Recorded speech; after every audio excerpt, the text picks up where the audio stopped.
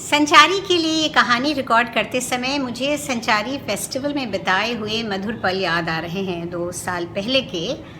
और तब इलाहाबाद में रहने वालों से मुलाकात हुई, कई लोगों से तो पहली बार, और उनसे मिलके ऐसे लगा ही नहीं कि पहली बार मिल रहे हैं। तो वाकई कुछ ख़ास है इलाहाबाद में।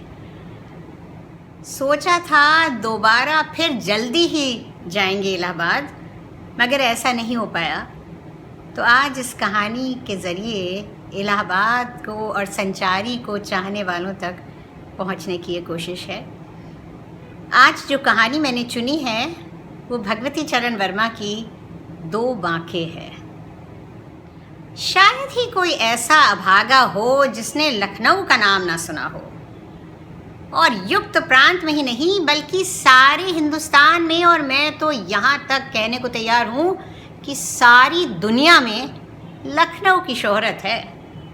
लखनऊ के सफ़ेदा आम, लखनऊ के खरबूजे, लखनऊ की रेवड़ियाँ, ये सब ऐसी चीज़ें हैं जिन्हें लखनऊ से लौटते समय लोग सौगात के तौर पर साथ ले जाया करते हैं। लेकिन कुछ ऐसी भी चीज़ें हैं जो साथ नहीं ले जाई जा सकती, और उनमें लखनऊ की जिंदा दिली और लखनऊ की नफासत विशेष रूप से आती हैं। ये तो वे चीज़ें हैं जिन्हें देशी और परदेशी सभी जान सकते हैं। कुछ ऐसी चीज़ें हैं जिन्हें लखनऊआ लोग तक नहीं जानते, और अगर परदेशियों को इसका पता लग जाए तो समझिए कि उन परदेशियों के भाग खुल गए। इन्हीं विशेष चीज़ों में आते हैं लखनऊ के बांके। अब बांके शब्द हिंदी का है या उर्दू का, ये विवादग्रस्त विषय हो सकता है। और हिंदी वालों का कहना है, इन हिंदी वालों में मैं भी हूँ, क्योंकि ये शब्द संस्कृत के बंकिम शब्द से निकला है। पर ये मानना पड़ेगा कि जहाँ बंकिम शब्द में कुछ गंभीरता है, कभी कभी कुछ तीखापन झलकने लगता है, वहाँ बांके शब्द में एक अजीब बांकपन है। अगर जवान बांका तिरछा ना हुआ तो आप निश्चय समझ लें कि उसकी जवानी कोई सार्थकता नहीं रखती। अगर चितवन बांकी नहीं तो आँख का फोड़ लेना ही अच्छा है। अरे बाकी अदा और बाकी झांकी के बिना जिंदगी सूनी हो जाए। मेरे ख्याल से अगर दुनिया से बांका शब्द उठ जाए तो कुछ दिल चले लोग खुदकुशी करने पर आमादा हो जाएंगे। और इसीलिए मैं तो यहाँ तक कहूँगी कि लखनऊ बांका शहर है, और इस बांके शहर में कुछ बांके रहते हैं जिनमें गजब का बांकपन है। अब यहाँ पर आम लोग शायद झल्ला कर ये पूछेंगे कि मियाँ ये बांके है क्या भला? हाँ, अरे कहते क्यों नहीं? और मैं उत्तर दूंगी कि आप पे सब्र नहीं। अगर उन बांकों की एक बांकी भूमिका नहीं हुई तो फिर कहानी किस तरह बांकी हो सकती है? भला बताइए। हाँ, तो लखनऊ में रईस हैं, तवाइफे हैं, और इन दोनों के साथ शोहदे भी हैं। बकौल लखनऊआ लोगों के ये शोहदे ऐसे वैसे नहीं हैं, ये लखनऊ की नाक हैं साहब, नाक। लखनऊ की सारी बहादुरी के ठेकेदार हैं, और ये जान ले लेने और दे देने पर आमादा रहते हैं। अब अगर लखनऊ से ये शोहदे हटा दिए जाएं तो लोगों का ये कहना कि अजी लखनऊ तो जनानों का शहर है, 16 आने सच्चा उतर जाए। जनाब, इन्हीं शोहदों के सरगनों को लखनऊ वाले बांके कहते हैं। शाम के वक्त तहमत पहने हुए और कसरती बदन पर जालीदार बनियान पहनकर उसके ऊपर बूटेदार चिकन का कुर्ता डाटे हुए जब ये निकलते हैं तो लोग बाग बड़ी हसरत की निगाहों से उन्हें देखते हैं। और उस वक्त इनके पट्टेदार बालों में करीब आधा पाव चमेली का तेल पड़ा रहता है, कान में इत्र की अनगिनत फुरहरियाँ खुसी रहती हैं, और एक बेले का गजरा गले में और एक हाथ की कलाई पर रहता है। फिर ये अकेले भी नहीं निकलते, इनके साथ शागिर्द शोहदों का जुलूस रहता है, एक से एक बोलियां बोलते हुए, फप्तियां कसते हुए और शेखियां हाँकते हुए। उन्हें देखने के लिए हुजूम उमड़ा पड़ता है। तो उस दिन मुझे अमीनाबाद से नखास जाना था, पास में पैसे कम थे, इसीलिए जब एक नवाब साहब ने आवाज़ दी नखास नखास, तो मैं उछक कर उनके इक्के पर बैठ गया। अब यहाँ ये बतला देना बेजा न होगा कि लखनऊ के इक्के वालों में 3/4 शाही खानदान के हैं, और यही उनकी बदकिस्मती है कि उनका वसीका या बंद या कम कर दिया गया और उन्हें इक्का हाँकना पड़ रहा है। इक्का नखास की तरफ चला और मैंने मियाँ इक्के वाले से कहा, कहिए नवाब साहब, खाने पीने भर को तो पैदा कर लेते हैं। इस सवाल का पूछा जाना था कि नवाब साहब के उद्गारों का बांध टूट पड़ना था। बड़े करुण स्वर में बोले, अरे क्या बतलाऊं हुजूर, अपनी क्या हालत है, कह नहीं सकता। खुदा जो कुछ दिखलाएगा देखूंगा। एक दिन थे जब हम लोगों के बुजुर्ग हुकूमत करते थे, ऐश व आराम की ज़िंदगी बसर करते थे, लेकिन आज हमें उन्हीं की औलाद को भूखों मरने की नौबत आ गई। और हुजूर अब पेशे में कुछ नहीं रह गया। पहले तो तांगे चले, जी को समझाया बुझाया, अरे मियाँ अपनी अपनी किस्मत, मैं भी तांगा ले लूँगा, ये तो वक्त की बात है, मुझे भी फ़ायदा होगा। लेकिन क्या बतलाऊं हुजूर, हालत दिनों दिन बिगड़ती चली गई। अब देखिए मोटरों पर मोटरें चली आ रही हैं। अरे भला बतलाइए हुजूर, जो सुख इक्के की सवारी में है वो भला तांगे या मोटर में मिलने का? तांगे में पालथी मारकर आराम से बैठ नहीं सकते, जाते उत्तर की तरफ है, मुंह दक्षिण की तरफ रहता है। अजी साहब, हिंदुओं में मुर्दा उल्टे सर से ले जाया जाता है, लेकिन तांगे में लोग जिंदा ही उल्टे सर चलते हैं। और जरा गौर फरमाइए, ये मोटरें शैतान की तरह चलती है। अरे वो बला की धूल उड़ाती हैं कि इंसान अंधा हो जाए।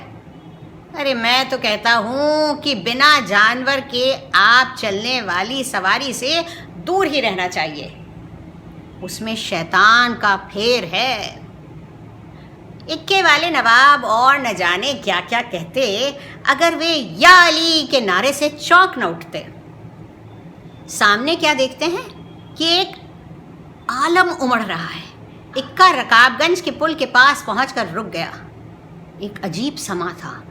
रकाबगंज के पुल के दोनों तरफ करीब 15,000 की भीड़ थी, लेकिन पुल पर एक आदमी नहीं। पुल के एक किनारे करीब 25 शोहदे लाठी लिए हुए खड़े थे और दूसरे किनारे भी उतने ही। एक ख़ास बात और थी कि पुल के एक सिरे पर सड़क के बीचों बीच एक चारपाई रखी थी और दूसरे सिरे पर भी सड़क के बीचों बीच दूसरी चारपाई रखी थी। बीच बीच में रुक रुक कर दोनों ओर से या अली के नारे लगते थे। मैंने इक्के वाले से पूछा, क्यों मियाँ, अरे क्या मामला है? मियाँ इक्के वाले ने एक तमाशाई से पूछकर बतलाया, हुजूर आज 2 बांकों में लड़ाई होने वाली है। उसी लड़ाई को देखने के लिए ये भीड़ इकट्ठी है। मैंने फिर पूछा, अरे ये क्यों? मियाँ इक्के वाले ने जवाब दिया, हुजूर पुल के इस पार के शोहदों का सरगना एक बांका है और उस पार के शोहदों का सरगना दूसरा बांका।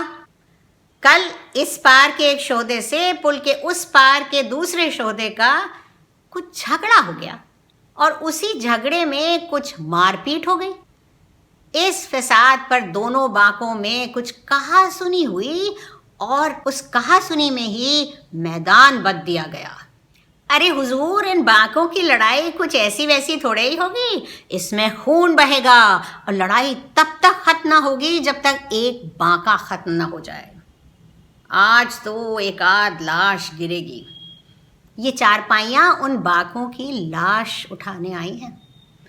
दोनों बाके अपने बीवी बच्चों से रुखसत लेकर और करबला के लिए तैयार होकर आएंगे। इसी समय दोनों ओर से या अली की एक बहुत बुलंद आवाज उठी।